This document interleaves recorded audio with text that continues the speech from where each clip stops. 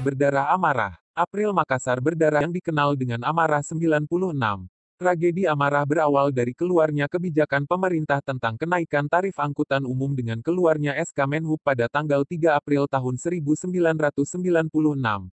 Kemudian ditindaklanjuti oleh SK Wali Kota Makassar, dulu Ujung Pandang, nomor 900 tentang penyesuaian tarif angkutan kota, dari Rp300 menjadi Rp500 untuk penumpang umum, bagi mahasiswa dan pelajar Rp200. Karena dianggap terlalu tinggi bagi masyarakat maka diadakanlah konsolidasi membahas masalah itu. Dibuatlah Forum Pemuda Indonesia Merdeka, FPIM, berujung pada aksi demonstrasi besar-besaran. MFITP mengingatkan kembali agar sejarah perlawanan mahasiswa di rezim otoritarian Soeharto di Makassar tetap kita kenang dan semestinya yang korban keberingasan aparat diangkat menjadi pahlawan reformasi. MFITP menginfokan kembali sejarah perlawanan mahasiswa sebagai upaya melawan lupa berikut ini. Senin, tanggal 8 April tahun 1996. Forum Pemuda Indonesia Merdeka menggelar mimbar bebas di kampus Universitas Muslim Indonesia, diikuti sekitar 200 mahasiswa.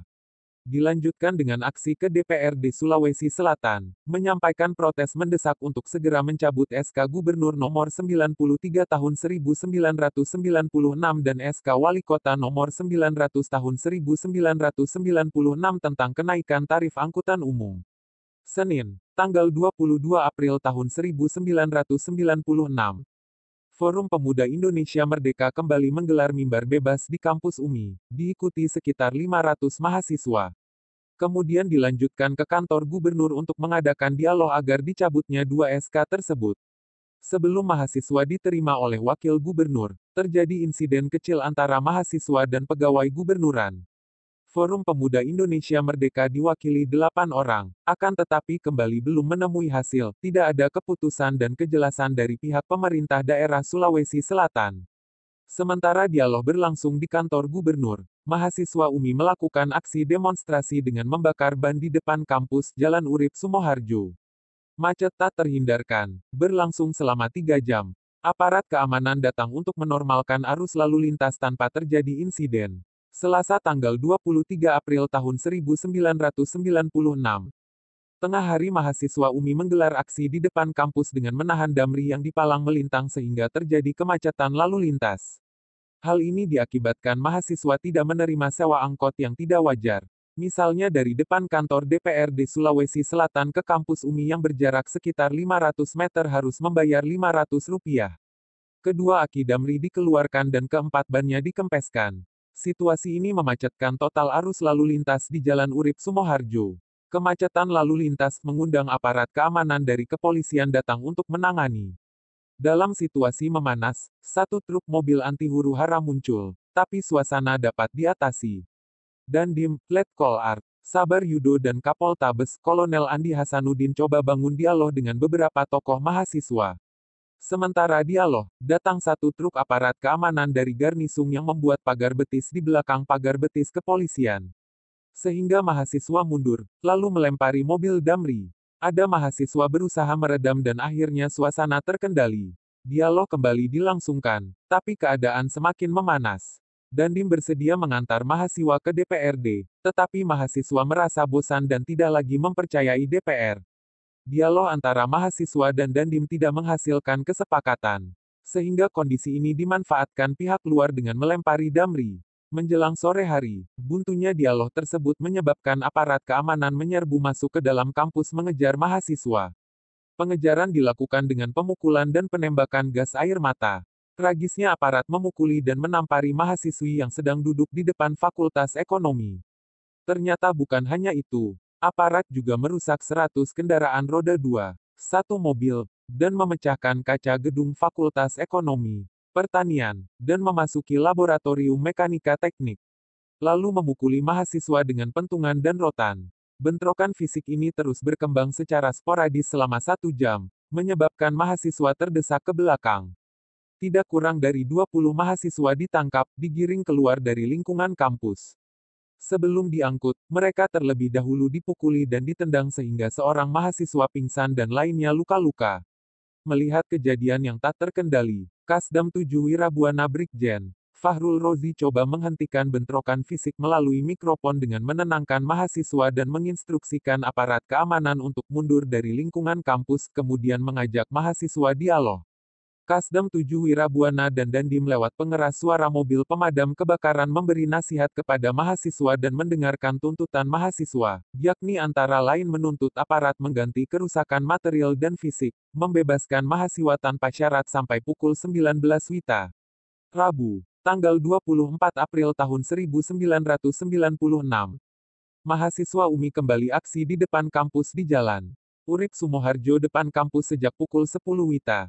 Sebuah mobil pengangkut sampah menjadi sasaran mahasiswa.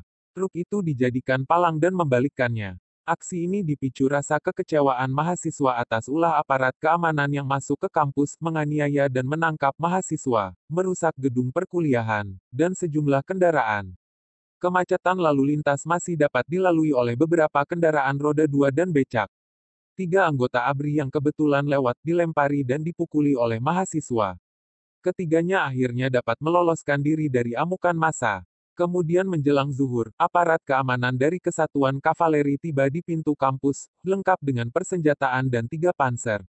Kedatangan aparat membuat suasana memanas. Untuk dapat mengangkat truk yang sudah dibalikkan mahasiswa, aparat menyerang mahasiswa masuk ke dalam kampus dengan panser. Mahasiswa mencoba menahan agar aparat keamanan tidak masuk lebih ke dalam dan terjadi ketegangan. Dalam suasana memanas, seseorang melempar bambu ke arah aparat. Hal tersebut menyebabkan aparat keamanan menyerang mahasiswa lebih ke dalam lagi dengan menembakkan gas air mata. Beberapa saat kemudian mereka mundur karena truk yang terpalang di depan kampus UMI sudah berhasil diangkat. Melihat kondisi yang tak terkendali, pada zuhur seluruh lembaga fakultas se-UMI mengadakan rapat di auditorium. Setelah selesai, beberapa wakil dari pengurus lembaga dan pembantu rektor 3 berdialog dengan aparat keamanan yang diwakili komandan pasukan. Hasil dialog itu, aparat kemudian mundur ke depan kampus UMI dan memperbolehkan mahasiswa untuk pulang.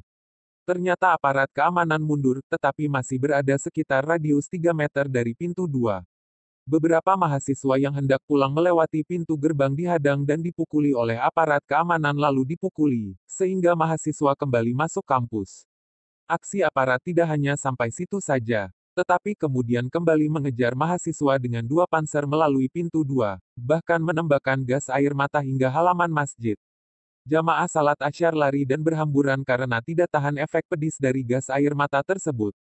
Mahasiswa yang berada di pintu 1 mencoba menghadang dengan lemparan batu hingga aparat keamanan mundur. Mereka memang mundur, tapi tidak meninggalkan lingkungan kampus. Kemudian bantuan anti huru-hara dan 1 panser datang, masuk lewat pintu 1 membackup satuan kavaleri. Datangnya bala bantuan itu, membuat aparat keamanan semakin beringas. Aparat keamanan maju dengan letusan senjata dan tembakan gas air mata. Mahasiswa terdesak dan menyelamatkan diri masing-masing. Puluhan mahasiswa menyelamatkan diri masuk ke gedung Fakultas Teknik, Ekonomi, Pertanian, dan Perikanan. Ratusan mahasiswa juga menuju ke tepi Sungai Pampang. Aparat terus mengejari mereka. Mahasiswa yang didapati di tepi sungai dipukuli dan ditendang, lalu didorong ke sungai.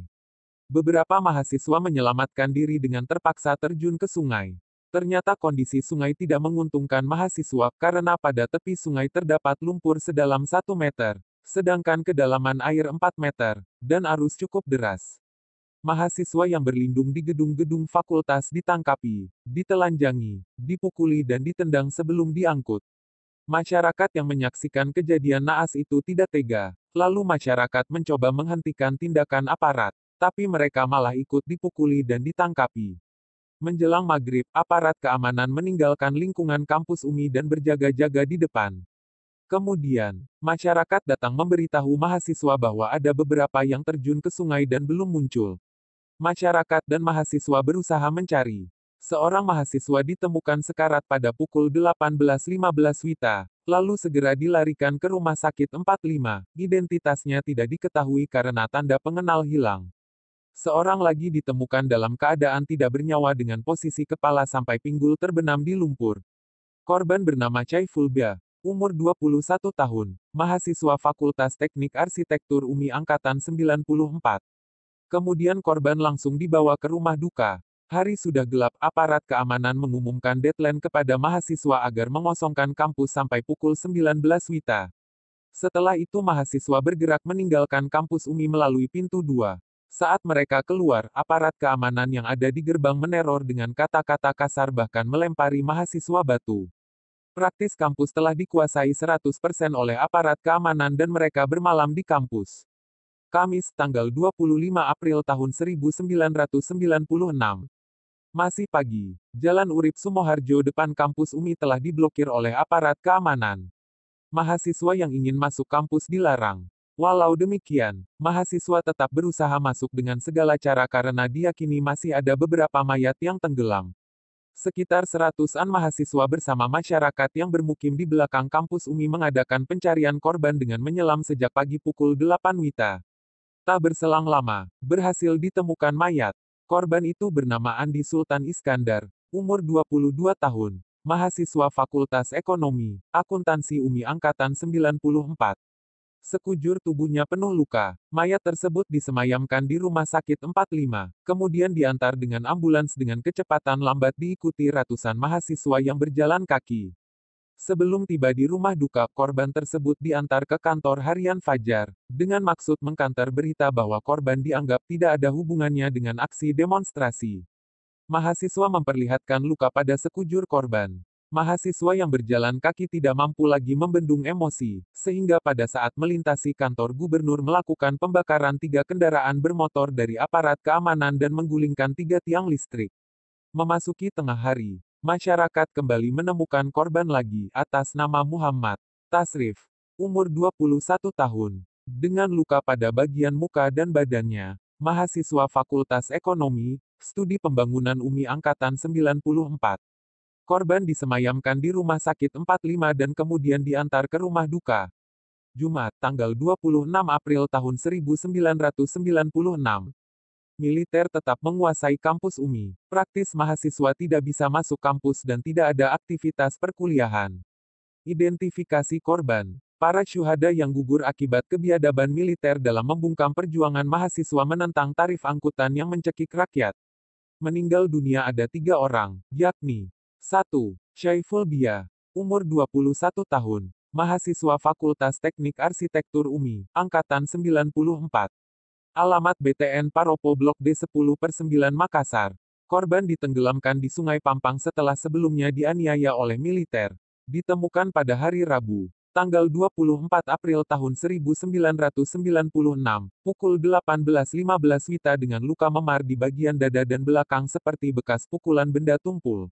Jenazah almarhum dibawa ke Gorontalo, Sulawesi Utara pada Kamis, tanggal 25 April tahun 1996 dan dikebumikan. 2. Andi Sultan Iskandar, umur 22 tahun, mahasiswa Fakultas Ekonomi, Akuntansi, Angkatan 94. Alamat Jalan Sukarya 1 nomor 77 Makassar. Jenazahnya ditemukan tenggelam di Sungai Pampang pada hari Kamis tanggal 25 April tahun 1996, pukul 9 WITA, dengan luka pada bagian dada kiri, bekas tusukan benda tajam, wajah, jidat, dan kepala. Punggung memar dan bengkak bekas pukulan benda keras. Dikuburkan di pekuburan Daadi Makassar, Jumat, tanggal 26 April. 3. Tasrif, umur 21 tahun, mahasiswa Fakultas Ekonomi, Studi Pembangunan UMI Angkatan 94. Alamat Jalan Tidung 8 dan 7, nomor 55, Perumnas Makassar. Dianiaya oleh militer dengan benda keras dan dibunuh kemudian ditenggelamkan di Sungai Pampang. Mayatnya ditemukan pada Kamis, tanggal 25 April tahun 1996, pukul 14 WITA. Dengan luka bekas tusukan benda tajam di leher, wajah dan tubuhnya terdapat memar dan bengkak bekas pukulan. Hidung, mulut, dan telinga mengeluarkan darah. Jenazah beliau dikebumikan di pekuburan Panaikang Makassar pada Jumat tanggal 26 April tahun 1996. Korban luka-luka akibat keberingasan aparat. Terdata ada sejumlah 29 orang. 1. Supriyadi Temabak, Fakultas Pertanian. Agronomi Angkatan 92. Lutut kiri luka dalam akibat pukulan popor senjata, mengakibatkan ngilu apabila berjalan. Pada punggung memar akibat pukulan rotan. Korban sempat melarikan diri dan dirawat di kos oleh Suster Hermin. 2. Zulkifli Buamona, Fakultas Teknik, Mesin, 93. Mata kanan bengkak dan memar akibat pukulan rotan mengakibatkan penglihatan terganggu. Korban dirawat di rumah sakit. Labuan Baji. 3. Syarif, Fakultas Ekonomi, Studi Pembangunan, Angkatan 93. Punggung biru memar, kepala benjol, tangan dan muka bengkak memar. Paling parah kepala bagian belakang, tengkuk akibat pukulan rotan dan sepatu laras menyebabkan tidak bisa bangun. Jika bergerak akan muntah. Korban dirawat 5 hari di Rumah Sakit Islam Faisal. 4. Ahmad Yani, Fakultas Ekonomi, Studi Pembangunan, Angkatan 91. Bagian kepala robek dan sekitar kepala berlumuran darah akibat pukulan pentungan. Korban dirawat di Rumah Sakit Pelamonia. 5. Abde Kadir, Fakultas Ekonomi, Manajemen, Angkatan 93. Mengalami luka di bagian telinga, bibir pecah, dan hidung bengkak akibat pukulan pentungan. Korban dirawat di Rumah Sakit Pelamonia. 6. Syamsuddin, Fakultas Ekonomi, Studi Pembangunan, Angkatan 92. Dagu robek dan mendapat 7 jahitan. Luka di kening, dada bagian kiri memar akibat popor senjata dan pentungan. Korban dirawat di Rumah Sakit Islam Faisal. 7. M. Awot P, Fakultas Ekonomi, Studi Pembangunan, Angkatan 92. Luka di dada akibat pukulan pentungan dan tendangan. Korban dirawat di Rumah Sakit Pelamonia. 8. Fahrul, B. Tarang, Fakultas Pertanian, Sosek, Angkatan 89. Kepala robek bagian kiri mendapat 3 jahitan, punggung memar. Korban dirawat di rumah sendiri. 9. Lukman, Fakultas Pertanian, Agronomi, Angkatan 93. Badan memar akibat pukulan pentungan. Dirawat di rumah sendiri. 10. Kaso, Gunawan, Fakultas Pertanian, Agronomi, Angkatan 93.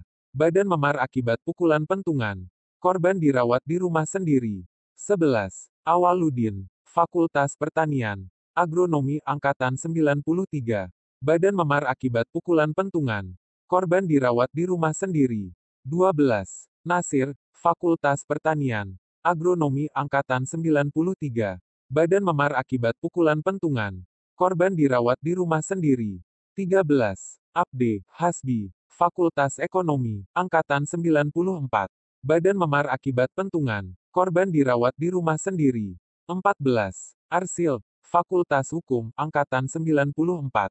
Pelipis memar dan kepala robek, punggung memar akibat pukulan pentungan. Korban dirawat di rumah sendiri. 15. Mahdani, Fakultas Teknik, Mesin. Luka pada bagian kaki, memar akibat pukulan popor senapan. Korban dirawat di Rumah Sakit Faisal. 16. Jawade, Fakultas Ekonomi, bibir robek akibat pukulan popor senapan. Korban dirawat di Rumah Sakit Umum Wahidin. 17. Den Syarifuddin, petugas kebersihan UMI. Kepala robek akibat pukulan pentungan dan dirawat di Rumah Sakit 45. 18. Hasrul Ar, Fakultas Ekonomi. Hidung patah dipukul pentungan. Korban dirawat di rumah sendiri. 19. Adnan, Fakultas Ekonomi. Tangan kanan bengkak akibat diinjak laras, kepala benjol, dan pelipis robek. Korban dirawat di rumah sendiri. 20. Bahtiar, Fakultas Ekonomi, Studi Pembangunan. Bagian kening benjol, bibir pecah, kedua lengan luka robek, punggung memar, dan kaki kiri bengkak. Korban dirawat di rumah sendiri. 21. Ahmad Iriawan, Fakultas Teknik Industri, Angkatan 91. Lengan robek, kaki kanan memar akibat pukulan pentungan. 22. Abu Hasan, Fakultas Teknik, Mesin, Angkatan 93. Kepala bengkak, lengan kanan dan dada memar akibat pukulan pentungan dan tendangan. Korban dirawat di rumah sendiri. 23. Erwin, Fakultas Teknik, Elektro, Angkatan 93. Jari tangan bengkak dan memar akibat pukulan pentungan. Dirawat di rumah sendiri. 24. Agung Nawawi, Fakultas Ekonomi, Akuntansi, Angkatan 93. Punggung bengkak memar, kepala digunduli. Korban dirawat di Rumah Sakit Pelamonia.